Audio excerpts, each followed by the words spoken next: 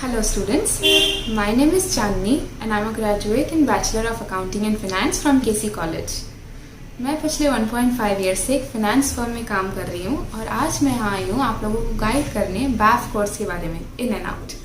चलिए शुरू करते हैं।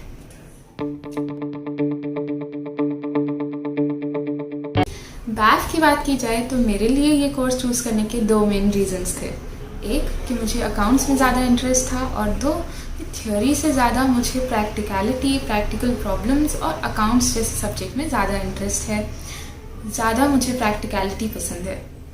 अब मेरी बात की जाए तो हर एक 12th कॉमर्स स्टूडेंट की जैसे मैं भी बहुत कंफ्यूज थी कि अब क्या, आगे कौन सा कोर्स सिलेक्ट किया जाए, कौन से कोर्स में मुझे ज़्यादा अपॉर्चुनिटीज़ मिलेंगे, कौन से सब्जेक्ट्स होंगे, एट्सेट्रा एट्सेट्रा। बहुत सारे क्वेश्चंस थे मेरे माइंड में, लेकिन स्ट्रेस लेने के बजाय, एंशियस होने के बजाय मैंने डिसाइड किया कि क्यों ना अपने इंटरेस्ट के बेस पे चूज़ किया जाए, क्योंकि इंटरेस्ट के बेस पे कुछ चूज़ करते हैं तो वो गलत हो ही नहीं सकता। अब मोटिवेशन की बात की जाए तो हमारे टाइम पे इतना नेटवर्किंग नहीं था, किसी ने हमारे लिए इतने गाइडेंस वीडियोस नहीं बनाए, तो हमें अपने इंटरेस्ट और इंस्टिंक्ट्स, गट फीलिंग पे रिलाई करना पड़ा और उस बेसिस पे ही हमने सिलेक्शन किया। BAF की बात की जाए तो ये एक 3 इयर्स का अंडर ग्रेजुएट प्रोग्राम है जिसमें आपको अकाउंटिंग एंड फिनेंस के बारे में इन डेप्थ नॉलेज दिया जाएगा। इसमें आपको अलग अलग टॉपिक्स जैसे कि accounting, tax, commerce, business law, audit etcetera पे नॉलेज मिलेगा। अब जैसे मैं पहले बता चुकी हूँ कि ये एक प्रैक्टिकल बेस्ड स्टडी प्रोग्राम है, तो ये कोर्स वो लोग सिलेक्ट कर सकते हैं जिनमें practicality, problem solving, maths, accounts इसमें ज़्यादा इंटरेस्ट है। लेकिन इसका मतलब ये नहीं है कि इस कोर्स में थियोरी बिल्कुल भी नहीं है, क्योंकि कॉमर्स स्टूडेंट होने के नाते हमें कुछ थियोरी सब्जेक्ट्स कंपलसरी हैं, जैसे कि इकोनॉमिक्स। BAF कोर्स के लिए आपको मिनिमम क्वालिफिकेशन चाहिए 10+2 और इसमें मिनिमम मार्क्स की भी ज़रूरत है 50 to 60% depending upon the college, और admission purely cut off basis पे होता है। पर्सनली मेरी बात की जाए तो मैं 11th 12th में मैथ स्टूडेंट रही हूँ, लेकिन ऐसा कुछ कंपल्शन नहीं है कि एक SP स्टूडेंट BAF कोर्स नहीं कर सकता, क्योंकि मेरे कई फ्रेंड्स थे जिन्होंने SP लिया था 11th 12th में, बट वो भी इस कोर्स को इजीली कर पाए। अब इस कोर्स का ड्यूरेशन है 3 साल, 2 सेमेस्टर, हर एक साल में 6 सेमेस्टर्स का कोर्स है ये।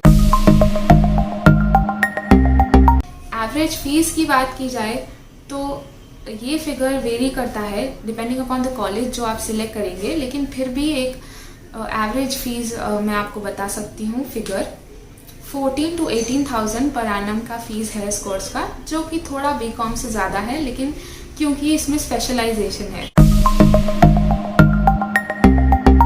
अब आते हैं मेन टॉपिक पे, ओवरव्यू ऑफ द सब्जेक्ट्स जो इस कोर्स में आपको पढ़ाए जाएंगे। जैसे कि आप जानते हैं कि BAF कोर्स में प्रैक्टिकल ज़्यादा है, तो आप लोगों को सब्जेक्ट्स जैसे कि financial accounting, cost accounting, management accounting, tax जिसमें प्रैक्टिकल पे फोकस है, एट्सेट्रा, ये सब प्रैक्टिकल सब्जेक्ट्स पढ़ाए जाएंगे। और थियोरी साइड पे पूछें तो economics, commerce, business law, business communication etcetera जैसे कोर्सेज आपको पढ़ाए जाएंगे। अब जब हमने BAF कोर्स किया था हमें कुछ ऑप्शंस नहीं थे सब्जेक्ट चूज़ करने के, पर गोइंग फॉरवर्ड आप जैसे स्टूडेंट्स को ऑप्शन मिलेगा सब्जेक्ट चूज़ करने के लिए। फर्स्ट ईयर के सारे सब्जेक्ट्स कंपलसरी हैं, फिर सेकेंड ईयर से आप चूज़ कर सकते हैं कि आप कौन सा सब्जेक्ट पढ़ना चाहते हैं। ये ऑप्शन आपको 2 सब्जेक्ट्स में मिलेगा, जैसे कि कॉस्टिंग और टैक्स में आप चूज़ कर सकते हैं। अब आते हैं थर्ड ईयर पे। थर्ड ईयर में 2 सेमेस्टर में आपको 2 अलग अलग ऑप्शन हैं।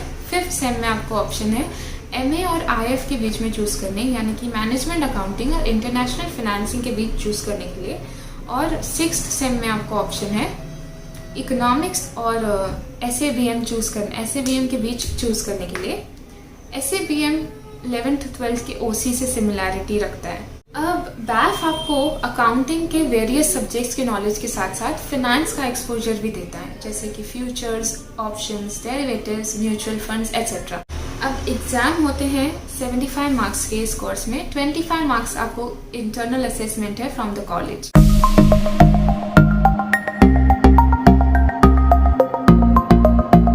अब बात करते हैं कि BAF के साथ आप क्या कर सकते हैं। बहुत सारी वैरायटी ऑफ कोर्सेज हैं जो आप BAF के साथ साथ कर सकते हैं, जैसे CA, CS, etc.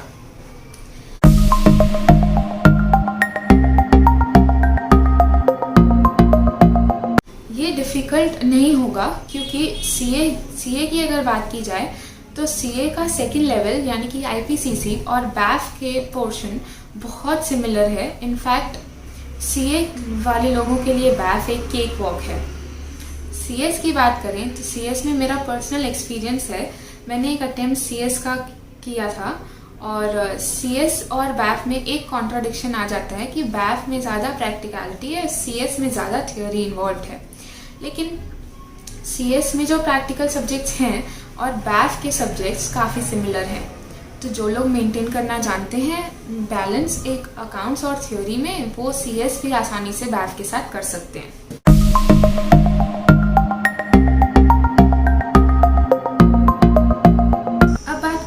BAF के बाद क्या? अगर आप लोग एक ही टाइम पे एक कोर्स पे फोकस करना चाहते हैं, यानी कि आप एक टाइम पे BAF में ही अपना ग्रेजुएशन करना चाहते हैं, तो उसके बाद आपका ऑप्शन आता है कि आप फर्दर स्टडीज़ करें या आप जॉब के लिए जाएं। अगर आप फर्दर स्टडीज़ करने जाते हैं तो फिर से आपको ये ऑप्शंस हैं कि आप CA, CS, CFA जैसे कोर्सेज कर सकते हैं। बहुत सारे कोर्सेज ऑफर हो सकते हैं आपको पोस्ट ग्रेजुएशन करने के लिए। या अगर आप चूज़ करते हैं कि आपको जॉब करना है, तो जॉब में आपको फ्रेशर के तौर पे पोजीशन ऑफर की जाएगी BAF के बाद, जैसे कि financial analyst, data analyst, marketing manager etc.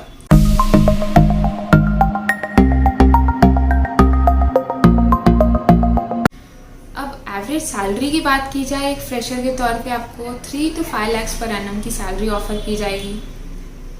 ये आउट ऑफ द कैंपस की बात हो गई। इन कैंपस प्लेसमेंट्स भी होते हैं कई कॉलेजेस में। फेमस कॉलेजेस हैं जो जैसे कि मिथिबाई, KC college, HR college etc. वहाँ पे कैंपस प्लेसमेंट्स होते हैं। यहाँ CHM में भी कैंपस ड्राइव होते हैं। अगर आपको उसके थ्रू जॉब मिलती है तो आपकी सैलरी बिट हायर रहेगी जिन लोगों को आउट ऑफ कैंपस जॉब मिलती है। ये कोर्स बहुत मार्केट में है, डिमांड में इन दिनों।